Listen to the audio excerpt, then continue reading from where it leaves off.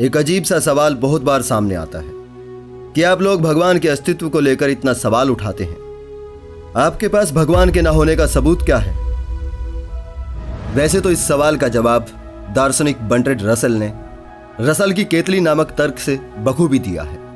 Russell के अनुसार अगर मैं ये कहूं कि पृथ्वी और मंगल के बीच एक चाय की केतली अंडाकार कक्षा में सूर्य का चक्कर लगा रही है, तो कोई इस कथन को झूठ सिद्ध नहीं कर सकता अगर मैं साथ में यह भी जोड़ दूं कि वो केतली इतनी छोटी है कि उसको किसी दूरबीन से भी नहीं देखा जा सकता, और मैं कहूं कि मेरे इस कथन को झूठ साबित करके दिखाओ, तो आप कहेंगे ये क्या बकवास है, इसे सच तो आपको ही साबित करना होगा।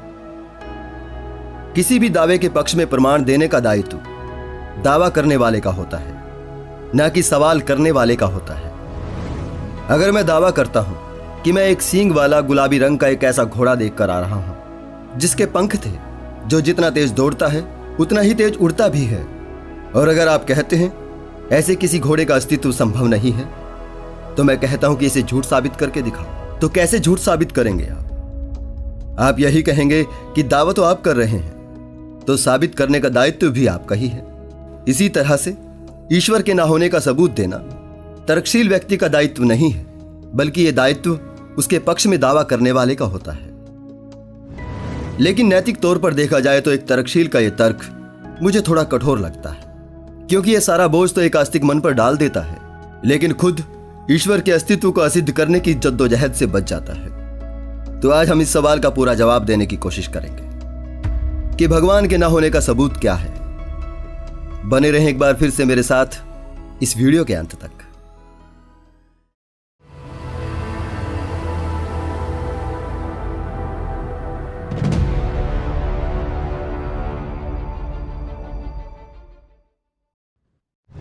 तो जैसे कि दार्शनिक बर्ट्रैंड रसल ने कल्पना करने को कहा था कि एक केतली सूर्य के चारों ओर घूम रही है जिसे किसी दूरबीन से देखा नहीं जा सकता, इस तर्क को झूठ सिद्ध नहीं किया जा सकता। लेकिन अगर कोई यह दावा करे कि केतली में चाय भी भरी है और केतली खाली भी है, तो यहां एक विरोधाभास जन्म लेता है। हम कह सकते हैं कि ऐसी किसी केतली का अस्तित्व संभव नहीं है जो एक ही समय पर खाली भी हो और भरी भी हो। ऐसे ही किसी ईश्वर अल्लाह गॉड का अस्तित्व संभव नहीं है जो एक ही साथ सर्वशक्तिमान, सर्वज्ञ यानी सब कुछ जानने वाला, दयालु और न्यायकर्ता भी हो। कल्पना करें कि ईश्वर को पता है कल 12 बजे अमुक स्थान पर बारिश होगी। क्या ईश्वर इसे बदल सकता है? अगर हां तो वो सर्वज्ञ नहीं है, क्योंकि उसे इस समय पता है कि बारिश होगी, लेकिन उसके निर्णय की वजह से बारिश नहीं होती तो वो सब कुछ नहीं जानता। किसी सर्वशक्तिमान और सर्वज्ञ ईश्वर के होते मनुष्य का आजाद होना संभव ही नहीं है। ईश्वर यदि सर्वज्ञ है तो वो हर एक मनुष्य का भविष्य जानता है।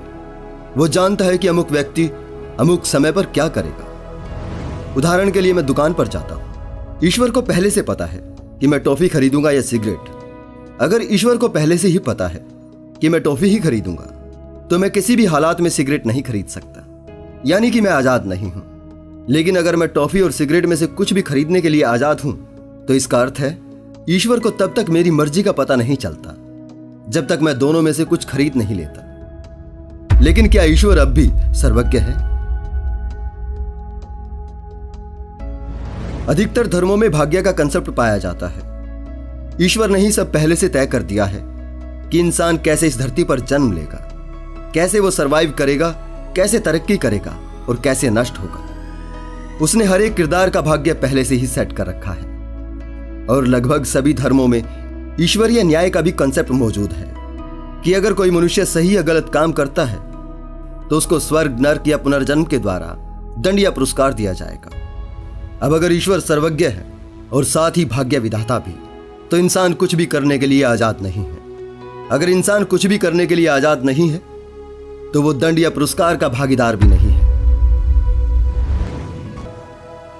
कल्पना कीजिए, ईश्वर ने कालू के भाग्य में लिखा कि वो रामू के हाथों मरेगा। रामू और कालू में एक दिन लड़ाई हो गई। रामू ने कालू की हत्या कर दी। क्या रामू दंड का भागीदार होगा? क्या रामू के पास कालू को मारने के अलावा कोई दूसरा विकल्प था? उसने तो बस ईश्वर की मर्जी का पालन किया है। जरा सोचकर देखिए, यह कितनी गलत बात है कि ईश्वर पहले तो इंसान के भाग्य में गलत काम लिखते और बाद में उन्हीं कामों के लिए उसको दंड दे। क्या ऐसे किसी ईश्वर को न्यायप्रिय कहा जा सकता है? यदि ईश्वर को मेरे जन्म से पहले ही पता था मैं बड़ा होकर एक तर्कशील बनूंगा और उसके अस्तित्व पर सवाल करूंगा, तो क्या ईश्वर ने मुझे नरक में झोंकने के लिए जन्म दिया है? हम ईश्वर के न्याय की बात करते हैं लेकिन खुद उसमें विश्वास नहीं कर सकते। अगर हम ईश्वर के न्याय में यकीन करते हैं तो इस संसार से न्याय की भावना ही खत्म हो जाती है। कल्पना कीजिए, अगर ईश्वर पर यकीन कर उसके न्याय के साथ ही इस दुनिया का हर आदमी खड़ा हो जाए तो क्या होगा? तब कोई भी आदमी अपने गलत कामों को ईश्वर पर डाल सकता है। ईश्वर या न्याय से चलने वाली व्यवस्था में किसी अबला के साथ घिनौने अपराध का अपराधी कह सकता है कि यह तो मेरी और पीड़िता की किस्मत में ईश्वर ने लिखा था। ऐसी सूरत में किसी भी तरह से न्याय नहीं हो सकता। इस दुनिया में कोई भी न्यायप्रिय ईश्वर नहीं है। इसका सबसे बड़ा सबूत यही है कि सभ्यताओं की शुरुआत से ही इंसान न्याय की व्यवस्था बनाता रहा है। उसे ना तो कभी ईश्वर के न्याय पर यकीन था, ना ही आज है। इसलिए आदि सभ्यताओं से लेकर आधुनिक सभ्यताओं तक इंसानी न्याय की व्यवस्था रही है। इस दुनिया में न्यायालय हैं, इससे बड़ा सबूत कोई नहीं है कि कोई न्यायशील ईश्वर नहीं है। अगर ईश्वर कहीं होता और उसके न्याय की व्यवस्था कहीं होती तो दुनिया में इतना अत्याचार कभी नहीं होता। दुनिया में कोई बुराई नहीं होती। दुनिया से बुराई खत्म हो चुकी होती, केवल अच्छाई होती, क्योंकि उसकी व्यवस्था तो सबसे अच्छी होती।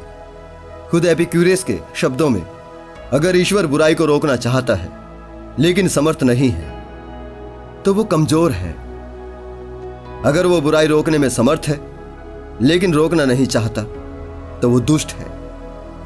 अगर वो रोकना चाहता है और रोकने में सक्षम भी है तो इस संसार में बुराई क्यों है?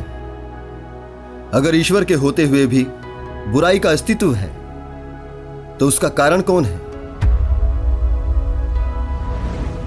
कुछ दोस्त कहते हैं ये तो ईश्वर मनुष्य की परीक्षा लेने के लिए करता है। अगर ईश्वर सर्वज्ञ है तो उसको मनुष्य के जन्म से पहले ही पता होगा कि यह मनुष्य अपने जीवन काल में क्या क्या करेगा। माना तो यह भी जाता है कि उसकी मर्जी के बिना पत्ता भी नहीं हिलता, फिर परीक्षा की बात तो बेमानी हो जाती है और उसके सर्वज्ञ होने का दावा स्वतः ही ध्वस्त हो जाता है। अगर वो सर्वज्ञ है तो परीक्षा किस बात की लेता है? फिर यहां कुछ लोग तर्क देते हैं कि वो आत्माओं के विकास के लिए ऐसा करता है। तो एक भ्रूण की आत्मा के विकास का क्या? क्यों ईश्वर लाखों अबोध बच्चों को किसी परीक्षा में बैठने से पहले ही उठा लेता है? क्या वो उन्हें भूल से जन्म देता है? क्या ईश्वर भी भूल करता है? क्या ईश्वर मूर्ख है और क्रूर है? जरा अपने जीवन के अनुभवों से समझने की कोशिश कीजिए। यहां 5-6 साल के बच्चों को कैंसर जैसी गंभीर बीमारियां हो जाती हैं। इसका जिम्मेदार कौन है? क्या ईश्वर उनसे प्रेम नहीं करता? यहां 6-6 महीने की बच्ची के साथ दुष्कर्म हो जाता है और ईश्वर कुछ नहीं करता। क्या ईश्वर ने यह सब लिखा है? क्या ईश्वर यह चाहता है कि इन छोटे छोटे बच्चों को ऐसी घिनौनी पीड़ा हो? अगर नहीं तो यह सब क्यों होता है? यहां फिर से कुछ लोग धूर्तता दिखाते हुए, पलायनवाद का परिचय देते हुए उस खुदा ईश्वर की बिल्कुल विपरीत व्याख्या लेकर आते हैं कि ईश्वर तो निर्गुण है और निराकार है। उसने संसार और इंसान को बनाया और अपने कर्म करने के लिए आजाद छोड़ दिया है। ईश्वर इंसानी मामले में दखल नहीं देता, वो कयामत के दिन इंसाफ करता है। या फिर कुछ कहते हैं उसने कर्म फल सिद्धांत बना दिया है जिसके अनुसार कर्मों का फल मिलता है। तो फिर हमें ऐसे ईश्वर की जरूरत क्या है? अगर कोई राजा जिसे हम सर्वशक्तिमान, सर्वज्ञ, दयालु, सर्वव्यापी, न्यायशील कहते हैं, जिसने अपनी प्रजा या कहें अपनी प्यारी संतान को आजाद छोड़ दिया है कि तुम जो मर्जी आए वो करो, तुम्हें अगले जन्म में सजा मिलेगी या तुम्हें तुम्हारे कर्मों के अनुसार सजा अपने आप मिल जाएगी, तो वो किसी भी सूरत में राजा कहलाने के लायक नहीं है। हम उसे राजा क्यों माने? क्यों उसकी खुशामद करें? क्यों उसके दरबार में टैक्स भरें जब उसने कुछ भी करना ही नहीं है? कुल मिलाकर लोग सवाल तो बहुत करते हैं और मैं उनके बेहुदा सवालों के जवाब भी देता हूं, लेकिन मेरे उठाए सवाल का जवाब आज तक किसी ने नहीं दिया है। मैं सिर्फ इतना ही पूछता हूं, जो भी व्यक्ति किसी सर्वशक्तिमान, सर्वज्ञ, सर्वव्यापक, करुणानिधान, न्यायशील आदि ईश्वर की जितने भी व्याख्याएं करता है, ईश्वर के जितने भी गुण गिनाता है, उसके पास इन सब जानकारियों का आधार क्या है? उसने कैसे पता किया कि ईश्वर ऐसा है या वैसा है? क्या किसी ने ईश्वर को देखा है? क्या ईश्वर किसी से खुद कह के गया है कि मैं ऐसा नहीं हूं, मैं वैसा हूं? लेकिन जवाब देने के बजाय वही बेतुकी बात फिर से दोहराई जाती है कि कोई उसे देख नहीं सकता, वह अभौतिक है, वो निराकार है, वो निर्गुण है और निर्गुण होते हुए भी सर्वगुण है। मतलब उसके सभी गुण एक दूसरे के खिलाफ हैं, उसे साबित नहीं किया जा सकता, लेकिन फिर भी वो है। अरे भाई, आपसे यही तो पूछा है कि आपके इस दावे का आधार क्या है? फिर कुछ कहते हैं हमें विश्वास है। क्या विश्वास मात्र से चीजें पैदा हो सकती हैं? विश्वास मात्र से तो केवल भ्रम पैदा होते हैं। क्या ईश्वर एक भ्रम है? तब वो कहते हैं मूर्ख, ईश्वर अनुभव की चीज है, उसे बस महसूस करना पड़ता है। हमारे ऋषि मुनियों ने, साधुओं ने, नबियों ने उसे महसूस किया है। ईश्वर को जानने के लिए किसी गुरु की शरण में जाना पड़ेगा। इंसान को हजार तरह के अलौकिक लगने वाले भ्रम होते हैं, तो क्या गारंटी है कि उनकी वो महसूसियत, उनका वो अनुभव, उनका भ्रम नहीं था? तो झल्लाकर फिर से वही सवाल किया जाता है, तुम्हारे पास क्या सबूत है कि वो ईश्वर नहीं था? किसी भी ईश्वर अल्लाह गॉड की अवधारणा को अगर समझना है तो उसके लिए कार्ल सैगन के ड्रैगन से बेहतर उदाहरण कोई नहीं हो सकता। चलिए, मैं उनकी किताब से लिया गया मनोवैज्ञानिक रिचर्ड फ्रैंकलिन का एक मजेदार तर्क आपके सामने रखता हूं। मान लीजिए आपका एक दोस्त आपको बताता है कि उसके घर के गैराज में एक आग उगलने वाला ड्रैगन मौजूद है। उत्सुकता से आप अपने दोस्त के साथ उसके घर ड्रैगन से मिलने जाते हैं और गैराज में घुसते ही इधर उधर देखते हुए पूछते हैं, कहां है ड्रैगन? आपका दोस्त आपको कहता है, ओह, मैं तो बताना ही भूल गया, ड्रैगन तो किसी को दिखाई नहीं देता, वो तो बस मुझे ही दिखता है। आप कहते हैं, ठीक है, हम एक काम करते हैं, फर्श पर आटा बिखेर देते हैं, जब ड्रैगन चलेगा तो कम से कम उसके कदमों के निशान बन जाएंगे। लेकिन एक बार फिर आपका दोस्त आपके मंसूबों पर पानी फेरता हुआ कहता है, अरे मैं तो बताना ही भूल गया, ड्रैगन तो हवा में उड़ता है, जमीन पर कदम ही नहीं रखता। फिर आप कहते हैं, ठीक है, चलिए ड्रैगन को उसकी ज्वाला की हीट से डिटेक्ट करने के लिए इंफ्रारेड सेंसर लेकर आते हैं। तो आपका दोस्त कहता है कि ड्रैगन तो किसी प्रकार की ऊष्मा विहीन यानी ठंडी आग फेंकता है। फिर आप हवा में झाग का स्प्रे करने का सुझाव देते हैं ताकि झाग ड्रैगन के शरीर से चिपककर उसकी आकृति स्पष्ट कर दे। तो आपको बताया जाता है कि ड्रैगन किसी प्रकार के ऐसे अभौतिक पदार्थ से बना है जिस पर कोई भौतिक पदार्थ चिपक ही नहीं सकता। अब आपके पास क्या जरिया बचता है साबित करने का कि गैराज में एक उड़ने वाला ड्रैगन नहीं है, जबकि उसे साबित करने का आपके दोस्त के पास भी कोई प्रमाण नहीं है। ऐसा भी तो हो सकता है ड्रैगन कहीं और नहीं बल्कि आपके दोस्त के दिमाग में हो।